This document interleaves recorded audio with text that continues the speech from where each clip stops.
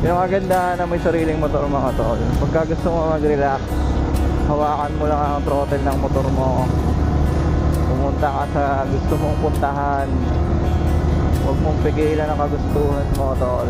Kasi minsan kinakailangan talaga natin mag-relax. Katulad nito, kahit mag-isa lang ako, magre-relax ako. Ganito ko mag-relax. Kung hindi mo naman trip talaga magmotor, alam mo naman siguro sa sarili mo kung ano yung makakapagpa-relax sa'yo. Punta ka sa beach, punta ka sa rest house mo, punta ka sa bukid, or kung gusto mo naman mag-hiking ka, bahala ka tol. Huwag puro trabaho. Oo, sabihin natin na masaya, may pera ka, pero hindi pera yung tunay na pagpasaya sa'yo tol. Kumbaga ang pera, instrumento lang yan tol. Maniwala ka sa akin, kayang-kaya mo pasayain ang sarili mo kahit mag-isa ka lang.